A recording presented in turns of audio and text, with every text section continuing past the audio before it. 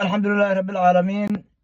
waxaan barahaynaa beriga haddana mid ka mid a sameeyaha qur-aanka suuradaha la yidhaaho sabaxyooyinkiisa safnaay waa laga bilaabo sabaxa bir amba alxadiid adaaratid dhehe ilaa laga gaarayo suuratu taqaabun.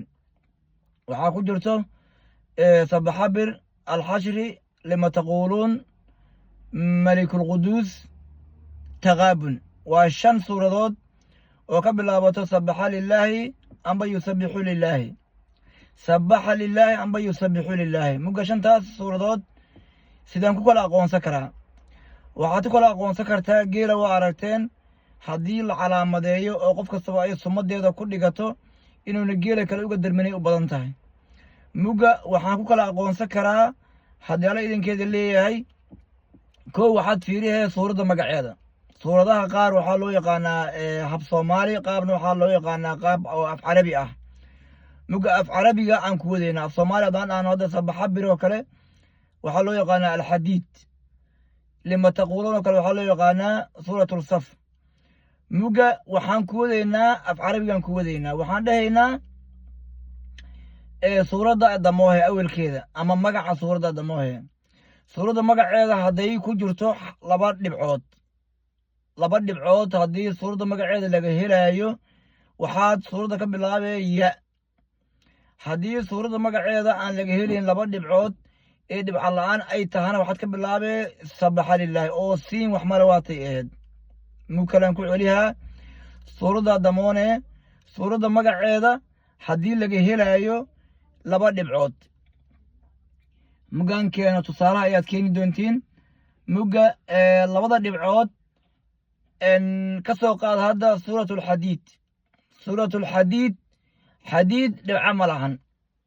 xadiid kama hadlayno deelka iyo da'da kale ya-da u dhaxayso oo diidii lahoodlabey ya lagu reeb kama hadlayno. waxaan ka hadlaynaa magaca suuradda bilowga ugu horeeya xadiid, xa moo xadaas marka dhibac ma lahan oo waatay eede xa wax male. mugga haddiinan dhibac lahayn waxaad ka bilaabaya suuradda sabaxa lilaahi. kadib waxaan ku tegi doonaa maa fi samaawaati wamaa fi lardi, sabaxa lilaahi maa fi samaawaati waalardi wahaakada. laakiin taas kama hadlayno, ulajeedkeena wuxuu yahay yusabixu lilah iyo sabaxa lilaahi. mugga haddii suuraddu aysan lahayn dhibac bilowga suuradda sida xadiid oo kale xa wax mala waatay eed waxaad ka bilaabee sabaxa lilaahi. haddana alxashri imad haddana waa xa ayadana dhibac male. haddana waxaa shiinkaas uma jeeda, waxaan u jeedaa xada bilowgahan u jeedaa oo suuradda laga bilaabayo. haddana waxaa leedahay sabaxa lilaahi. haddana lima taquuluun maxaa la dhahaa suuratu saf. saftaas waa siin ayaduna dhibac ma lahan ayadana. waxaa dhe ayadana sabaxa lilaahi. waxaa ku xigo suuratuljumca ama malikulquduus. jumcaan dhahaynaa maadaama aan af carabi ku sharxaynay. jumc marka waa jiin hoos ka hadla mahayno he, jiin hoos ka hadle dhibcay leedaha sax.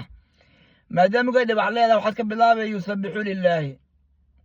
soco haddana taqaabul maxay ka bilaabataa haddana ta. waxaad leeyahay haddana yusabixu lilaahi. haddana mugga suuradda damoohe awelkeeda haddii suuradda bilowgeeda uu ku jiro ya ama xaraf dhibca leh wuxuu raba u noqon karaa dhibac hadduu leeyahay, sida hadda jumc oo kale suuratuljumca dhibac waaye, hal dhibacay leedahay jiin hoos ka hadle waatay haddaan laga bedelin. ogaantiya saasaan ku gala kulli anigi waqti hore ay ugu dambaysa aniga dugsigii. haddii mugga ay dhibac leedahay waxaad ka bilaabee ya. hadday dhibac lahayn waxaad ka bilaabee siin. si kale haddii loo yidhaaho waxaa waaye sa yaya, sa yaya. haddii la dhahana waa iska macquul. waa sabaxa lilaahi oo xadiid ah, sa alxashri, sa oo lima taquuluun ah, sa yaya. yayana waxaa waaye yusabixu lilaahi amba sa yayu daartu waa dhihi kartaa. yayuna waa yusabixu lilaahi oo malikulquduus ah iyo maxay aheeday taqaabun. khayr allah insi.